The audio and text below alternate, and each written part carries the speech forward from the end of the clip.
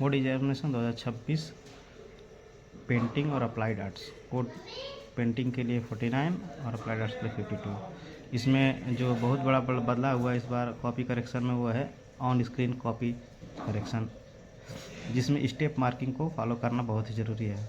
ये important video उसके लिए जो अप्लाइड आर्ट पेंटिंग का और एग्ज़ाम दे रहे हैं उनके लिए इम्पोर्टेंट है, क्योंकि इसमें स्टेप बाय स्टेप आपको लिखना ज़रूरी है किसी भी क्वेश्चन के लिए, स्पेशली जो बड़े क्वेश्चन से 2 नंबर से 3 नंबर से लेकर के 5 नंबर तक, 3 नंबर 4 नंबर 5 नंबर के जो भी क्वेश्चन आ रहे हैं उसमें स्टेप मार्किंग का प्रोसीजर दे दिया गया ऑन स्क्रीन।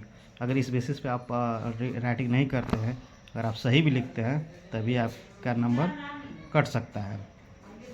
और ये स्टेप मार्किंग क्या होता है मैं इसमें आपको बताने वाला हूँ।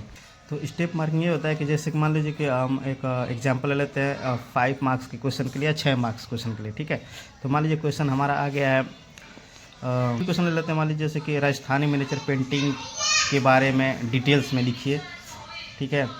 तो ये क्वेश्चन मान लीजिए 6 नंबर का आ गया है, तो हम क्वेश्चन लिख लेते हैं यहाँ पे क्वेश्चन नंबर एनीथिंग और राजस्थानी मिनिएचर पेंटिंग, ठीक है।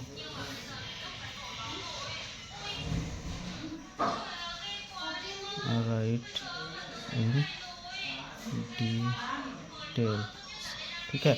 इसके बारे में हमको डिटेल लिखना है। क्वेश्चन नंबर हमारा है 6 मार्क्स का, 6 मार्क्स का क्वेश्चन। अब इसमें क्या है कि 6 मार्क्स में इसको कैसे डिवाइड करना है। तो मान लीजिए हम राजस्थान में है तो हमको सबसे पहले स्टेप 1 के लिए दिए जाएंगे 1 मार्क्स, ठीक है। स्टेप 1 के लिए 1 मार्क्स या 1 मार्क का क्वेश्चन होगा। इसमें स्टेप होगा origin of Rajasthani miniature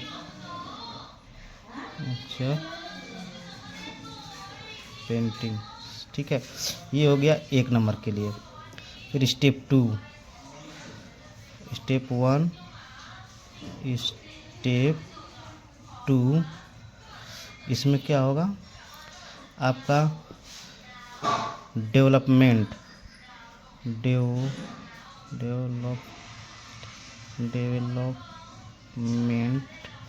of Rajasthani miniature painting, Rajasthani miniature paintings. अब इसके बारे में जो लिखेंगे हम, तो इसके लिए हमें मिल सकते हैं यहाँ पे 2 मार्क, ठीक है। 2 मार्क ऐसे ऐसे डिवाइड रहेंगे नंबर के हिसाब से। जो क्वेश्चन आएगा उस आपके क्वेश्चन पेपर पर लिखा रहेगा कितने, जैसे यहाँ पे 6 मार्क्स का दिया हुआ है तो यहाँ पे 1 + 2 + 3 = 6, ये है स्टेप मार्किंग, ठीक है। इसको फॉलो करना ज़रूरी है, इसी की बेसिस पे नंबर मिलेगा। आपने पहला स्टेप फॉलो किया है तो कंप्यूटर पे ये हमको नंबर देना होगा। अगर दूसरा स्टेप फॉलो किया तो ये नंबर पाओगे, और तीसरा स्टेप फॉलो किया तो ये नंबर पाओगे। अपने सारा का सारा सही भी जानते हैं और सही लिखे भी हैं और इसी स्टेप में एक ही स्टेप में पूरा करते हैं, तो अभी आपको सिर्फ यही वाला नंबर मिलेगा, ये दोनों नंबर नहीं मिलेंगे। इसको विशेष तौर पे ध्यान में रखना है, ठीक है। इसके बाद से आते हैं स्टेप 3 में।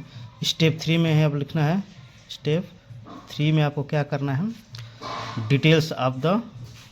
डिटेल्स लिखना है, या क्या बोलते हैं इसको, डिस्क्रिप्शन कर सकते हैं, डिटेल्स या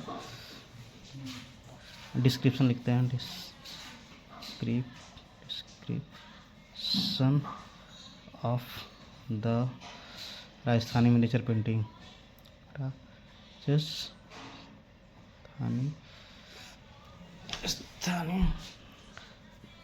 राजस्थानी मिनिएचर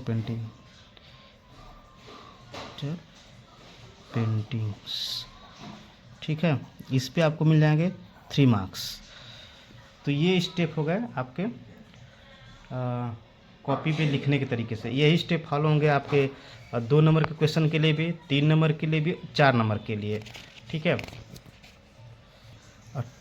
2 मार्क्स क्वेश्चन के लिए स्टेप क्या होंगे? 2 मार्क्स के लिए आपके 2 मार्क्स वाले क्वेश्चन के लिए आपको मिलेंगे, जैसे स्टेप 1 में 0.5 मिल सकता है,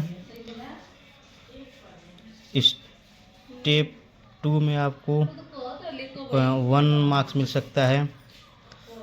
अगर 2 नंबर का है तो स्टेप इसमें भी 5 मार्क मिल जाएगा, और स्टेप 3 के लिए आपको मिल जाएगा इसमें 1 मार्क्स। तो टोटल आपको मिल जाएंगे यहाँ पे 2 मार्क्स। ठीक है। तो ये स्टेप में लिखना ज़रूरी है सबको, नहीं तो आपके मार्क्स नहीं मिलेंगे। तीनों स्टेप में आपके नंबर होने ही चाहिए। ठीक है। सिर्फ एक ऑब्जेक्टिव्स वाले को छोड़ करके सारे जो मार्किंग होगी स्टेप वाइज ही लिखना है। आपके क्वेश्चन पेपर के एंड में जहाँ क्वेश्चन नंबर लिखता है उसके सामने ही स्टेप मार्किंग दिया रहता है। जैसे कि अगर 3 नंबर का है क्वेश्चन कोई, ठीक है, 3 मार्क्स का क्वेश्चन है, 3 मार्क्स का क्वेश्चन है, तो इसको दे दिया रहेगा 1 +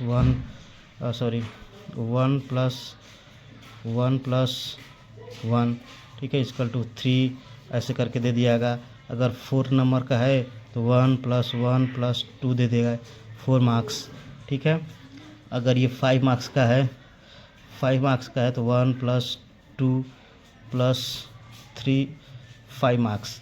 इस तरह का आपका स्टेप मार्किंग होगा। तो इसको फॉलो करना बहुत ही ज़रूरी है।